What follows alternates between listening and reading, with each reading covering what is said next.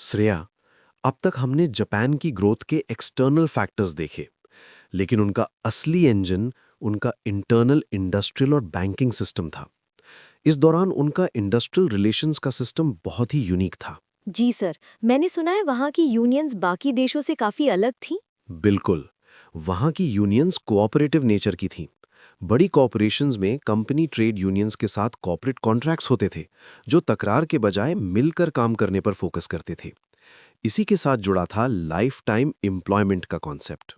क्या ये life time employment सबके लिए था? नहीं, यही तो बात है। इससे लेबर मार्केट में एक डुअलिज्म बन गया था। एक तरफ बड़ी कंपनीज थीं, जहां हाई प्रोडक्टिविटी, हाई वेजेस और स्टेबल जॉब्स थीं।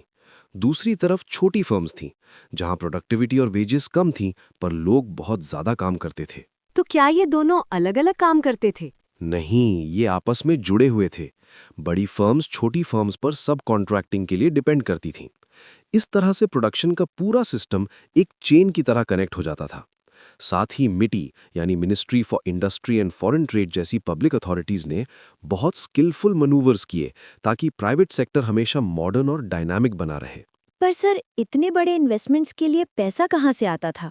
वो आता था जापान के पिक्यूलियर फाइनेंशियल सिस्टम से। जापानीज फैमिलीज में सेविंग की आदत बहुत ज्यादा थी, जिसने एक लार्ज सेविंग्स पूल बना दिया। कॉरपोरेशंस और उनके मेन बैंक्स के बीच बहुत क्लोज टाइज थे। वो अक्सर एक दूसरे के शेयर्स होल्ड करते थे, जिसे क्रॉस ओनरशिप कहते हैं। इसका मतलब बैंक और कंपनी एक ही फैमिली की तरह थी। हाँ, बैंक के लोग कंपनी के बोर्ड में होते थे और वाइस वर्सा।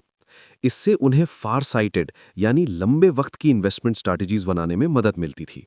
साथ ही कोई बाहरी कंपनियों ने आसानी से खरीद नहीं सकती थी, क्योंकि शेयर्स आपस में ही बटे हुए थे। ये तो बहुत सिक्योर सिस्टम लग रहा है। फिर क्राइसिस क्यों आई?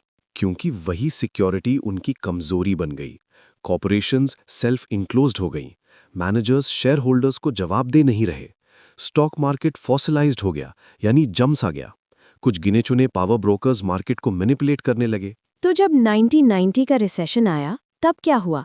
जब 1991 का ग्रेट स्ट्रक्चरल क्राइसिस आया, तो ये क्लोज नेट रिलेशनशिप एक खतरनाक चेन बन गया। अगर एक बड़ी कॉरपोरेशन डूबती थी, तो उसका नॉक ऑन इफेक्ट सीधा मेन बैंक पर पड़ता था। बैंक डर के मारे साउंड कंपनीज की क्रेडिट लाइंस भी काट देते थे, जिससे पूरी इकोनॉमी में बैंक्रप्सीज की एक लाइन लग गई। Amazing sir. तो जो सिस्टम उन्हें तरक्की पर ले गया, वही क्राइसिस के वक्त एक डोमिनो इफेक्ट बनकर उन्हें नीचे ले आया।